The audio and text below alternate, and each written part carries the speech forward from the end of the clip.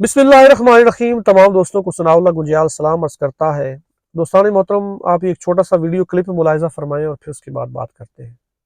ये सुनना जी तैरुल कादरी साहब क्या फरमाते हैं।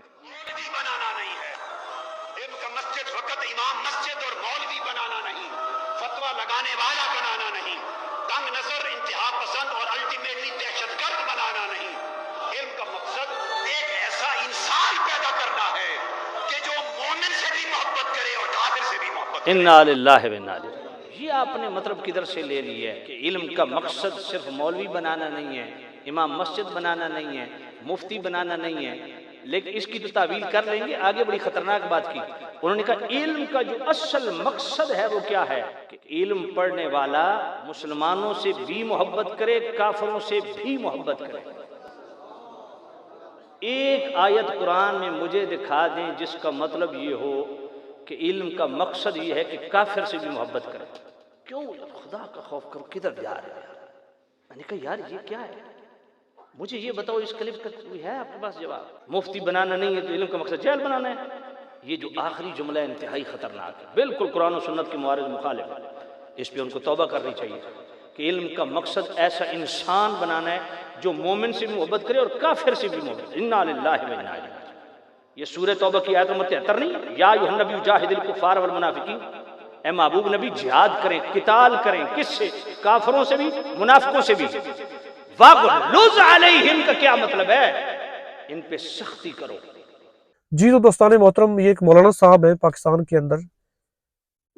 ये शेखुल इस्लाम डॉक्टर मोहम्मद तैरुल कादरी साहब का एक क्लिप जो है वो लोगों को दिखा रहे हैं और साथ ये कह रहे हैं कि देखिए जी, डॉक्टर तैरुल कादरी साहब ने ये कहा है कि इल्म का मकसद जो है वो सिर्फ मौलवी बनाना नहीं, बल्कि इल्म का मकसद ये है कि इल्म हासिल करने वाला मोमिन से भी मोहब्बत करे और काफिर से भी मोहब्बत करे।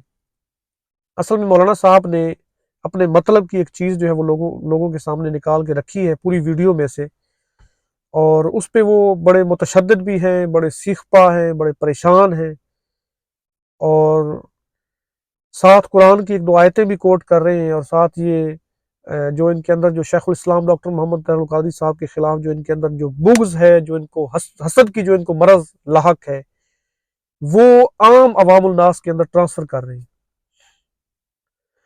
मौलाना साहब से मेरी ये गुजारिश है कि मौलाना साहब, ये जो आपने आयतें कोट की हैं, एक आयत आपने जो कोट की है, तो क्या इसका मतलब ये लिया जाए कि पाकिस्तान के अंदर ये जो नॉन मुस्लिम्स रहते हैं, जो पुरअमन नॉन मुस्लिम्स जो पाकिस्तान के अंदर और बाकी इस्लामी ममालिक के अंदर रहते हैं, तो क्या इनके ऊपर चढ़ाई कर दी जाए या इनके साथ किताल कर दिया जाए?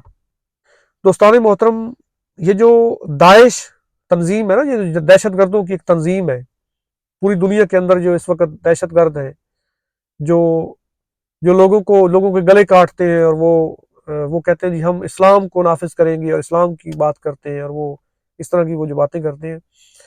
उस दाइश के तंजीम के जो जो हेड थे ना, वो अबू बकर अल बगदादी, या उससे पहले जो उनके वो हेड थे, वो भी ऐसी ही आयतें कोट किया करते थे। ऐसी ही आयतें कोट करके आम सादा मुसलमानों को गैर मुस्लिमों के खिलाफ भड़काते थे, और इस किस्म की किताल की जो आयतें हैं, वो पुरअमन नॉन मुस्लिम्स जो होते हैं उनके खिलाफ वो भड़काते थे, वो आयतें उनके ऊपर चस्पा करते थे। और पुरअमन जो नॉन मुस्लिम्स जो मुल्कों के अंदर रह रहे हैं, जैसे पाकिस्तान के अंदर रह रहे हैं, तो उनको खिलाफ भड़काते थे, और इवेंचुअली वो क्या हुआ कि वो दहशतगर्द कहलाए, इस्लाम से खारिज हो गए। और इस वक्त उम्मत मुस्लिमा की 99%, बल्कि 99.99% जो उम्मत मुस्लिमा के लोग हैं और जो उनके उलमा हैं, उन्होंने उनको इस्लाम से खारिज कर दिया, और वो इस वक्त खारजी टोला है। इस्लाम से उनका कोई ताल्लुक नहीं है। They have nothing to do with इस्लाम।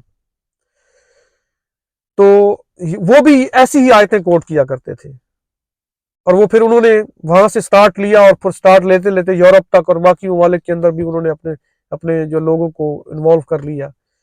और इस वक्त वो क्या करते हैं जी, वो जो भी उनको नॉन मुस्लिम नजर आता है उनको मार देते हैं, और नाम क्या लेते हैं? इस्लाम का।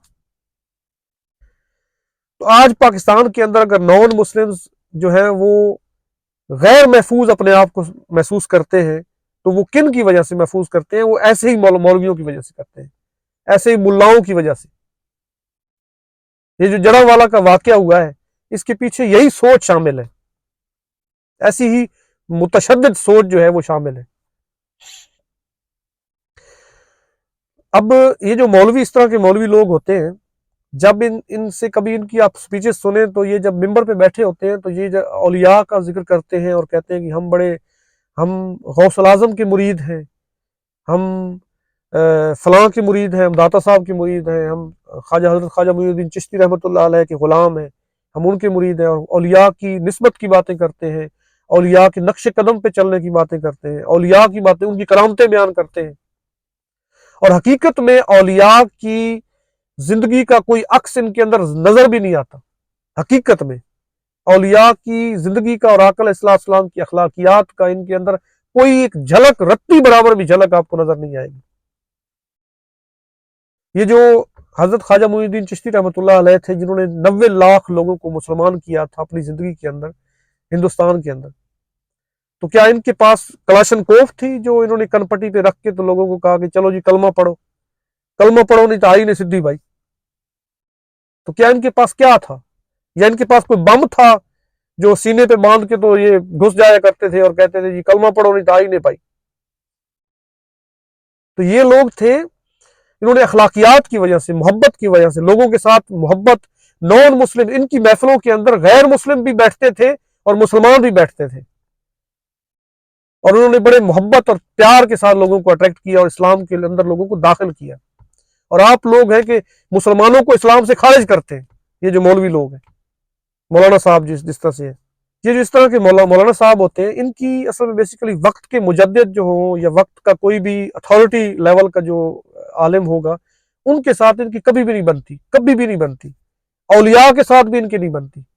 اسی لیے اولیاء بھی کبھی کبھی تنگ آ کے اولیاء بھی ان کے خلاف بول جاتے ہیں، لکھ جاتے ہیں۔ علامہ اقبال رحمۃ اللہ علیہ کی ایک نظم مجھے یاد آ گئی ہے، ملا اور بہشت، وہ میں آپ کو سنا دیتا ہوں۔ بیسیکلی علامہ اقبال بھی ان سے بڑے تنگ تھے، چونکہ علامہ اقبال کے خلاف بھی یہ فتوے دیا کرتے تھے، ایسے جو مولوی لوگ ہیں نا، فتوے دیا کرتے تھے، ان کے اوپر کفر کے فتوے لگایا کرتے تھے۔ تو علامہ اقبال کی ایک نظم ہے ملا اور بہشت، وہ فرماتے ہیں کہ میں بھی حاضر تھا وہاں، ضبط سخن کر نہ سکا، حق سے جب حضرت ملا کو ملا حکم بہشت، عرض کی میں نے الہی میری تقصیر معاف، خوش نہ آئیں گے اسے حور و شراب و لب کشت۔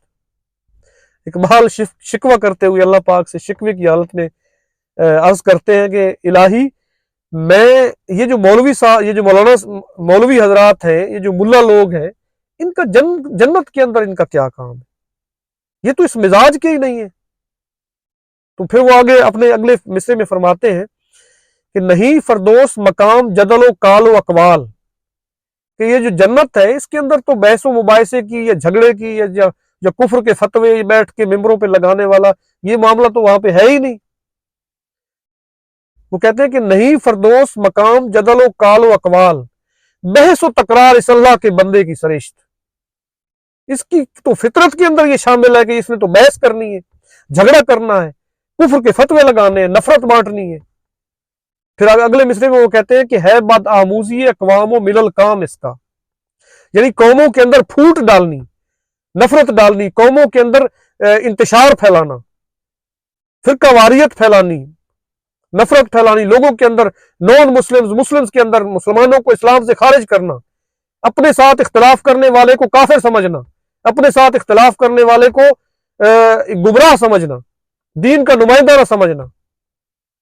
تو یہ ان کی اس میں وہ فرما رہے ہیں کہ ہے بد آموزی اقوام و ملل کام اس کا، اور جنت میں نہ مسجد نہ کلیسا نہ کنشت، اور جنت میں تو یہ سب کچھ ہوگا نہیں، پھر ان کا یہاں پہ کیا کام ہوگا جنت کے اندر۔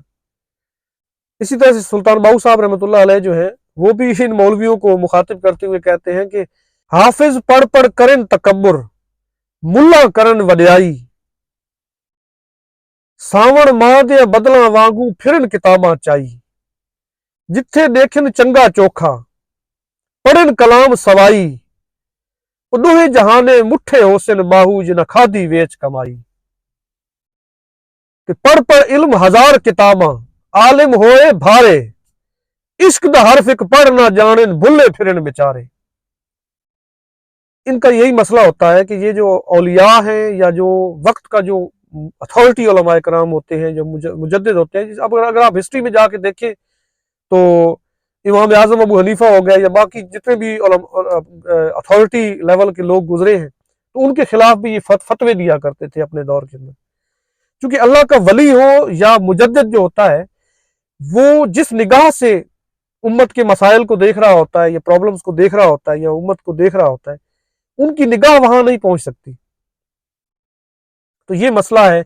اب ان کو یہ نہیں پتا، اب ان مولانا صاحب سے یہ پوچھا جائے اگر کہ یہ جو یورپ کے اندر معراج القرآن انٹرنیشنل کے پلیٹ فارم سے جو روزانہ کی بنیاد پہ لوگ غیر مسلم جو اسلام کے اندر داخل ہو رہے ہیں، تو کیا وہ سارا کا سارا کریڈٹ کس کھاتے میں جائے گا؟ تو شیخ الاسلام ڈاکٹر محمد طاہر القادری صاحب کے خلاف یہ جو لوگوں کے اندر نفرت پیدا کی جا رہی ہے، تو کیا شیخ الاسلام ڈاکٹر محمد طاہر القادری صاحب کا وہ جو رول ہے لوگوں کو اسلام کے اندر داخل کرنے کا، تو وہ رول کس کھاتے میں جائے گا؟ میں ابھی آپ کو ان مولانا صاحب کی ایک ویڈیو دکھاتا ہوں.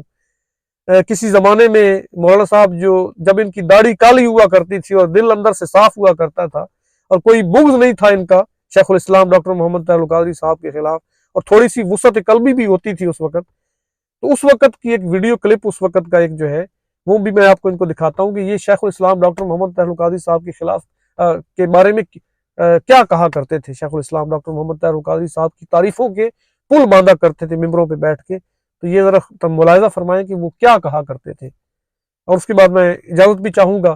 اللہ حافظ. خدا دی قسم اختلاف اپنی جگہ تے پر روز ماما طاہر القادری بھی نہیں جمدی. اختلاف میں نے بھی شاید کچھ ہسی ہونا، پر سجنوں دور بڑا نازک ہے. اس دور جس بندے 8 خوبیاں ہون تے 2 خامیاں ہون نا، تے صاحب بصیرت آدمی او یہ جڑا 8 خوبیاں نو ویکھے 2 خامیاں نو نہ ویکھے. اللہ رب العزت اس بندے دی زندگی کرے، اللہ اس بندے دی زندگی برکت دے. باہر دی دنیا چ ویکھو شخص نے کتنا کام کیتا، پورے دے پورے گرجا گھر دے جناب والا سارے دے سارے عیسائیاں دے نال بہ کے مناظرے کیتے تے سارا دے سارا گرجا گھر 450 بندہ حد دے اوتے مسلمان ہویا. ہزاراں دی تعداد جس شخص نے مسلمان کیتے. یہ کریڈٹ کہڑے پاسے ویسی تساں کی سمجھدے ہو؟ انہاں نوں کریڈٹ جاندا. توجہ کرنا. اللہ اکبر، سبحان اللہ. اللہ رب العزت ایسے بزرگوں کی زندگیوں میں برکت دے. آپ کو پتہ ہے کہ دبئی کے اندر سرکاری طور پر میلاد منایا جاتا ہے. پہلے دبئی پہ میں بھی پابندی تھی.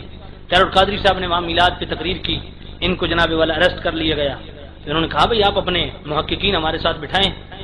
4 اس ویلے زندہ سی، اللہ دی قبر روشن کرے. شیخ زید نے اپنے 4 فنیر قسم دے دبئی دے عالم منگوائے تے 4.5 گھنٹے طاہر القادری صاحب نال عربی دے وچ میلاد تے مناظرہ ہویا. او مناظرہ طاہر القادری صاحب ان جتے بھی ان 4 مولوی ڈاکٹر شیخ زید نو آکھیا جی سرکاری طور تے اعلان کرو تے ہن تہاڈی خوشخبری ہے کہ پورے دبئی دے وچ 12 ربیع الاول نو چھٹی ہوندی ہے تے 12 ربیع الاول سرکاری طور تے میلاد منایا جاندا.